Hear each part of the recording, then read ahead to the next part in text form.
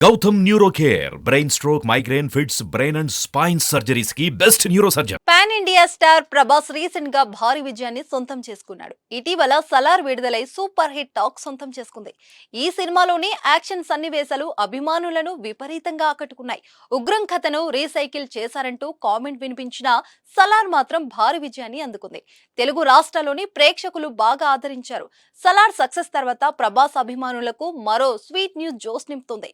నాగ్ అశ్విన్ దర్శకత్వం వహిస్తున్న science fiction కల్కి 2898 AD గురించి క్రేజీ న్యూస్ బయటికి వచ్చింది. సలార్ సక్సెస్ తర్వాత ప్రభాస్ పై భారీ అంచనాలు నెలకొన్నాయి. కల్కి 2898 AD కోసం అభిమానులు ఎదురు చూస్తున్నారు. ఈ మూవీలో భారీ స్టార్ కాస్ట్ ఉంది. అన్ని అనుకున్నట్టు జరిగితే ఈ ఏడాది సంక్రాంతికి కల్కి 2898 AD విడుదల కావాల్సింది. కానీ అనుకుని కారణంగా విడుదల తేదీ వాయిదా పడింది.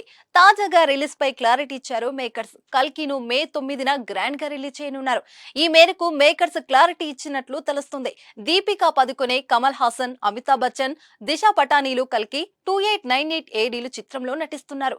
ఇప్పటికీ పోస్టర్లు ఆకట్టుకున్నాయి. సంక్రాంతి కానుకగా కల్కి నుంచి ప్రోమో విడుదల చేయనున్నారు. ఈ ప్రోమో విడుదలయ్యాక మరింత హైప్ పెరిగే అవకాశం ఉంది.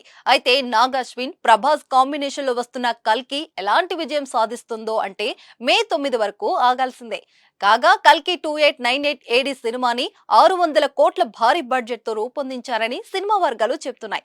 ఈ సినిమాను వైజయంతి మూవీస్ నిర్మించింది. ఇందులో దీపికా పదుకొనే, అమితాబ్ బచ్చన్, దిశా పటాని కీలక పాత్రలో నటించడంతో ఈ సినిమాపై భారీ అంచనాలు పెరిగాయి.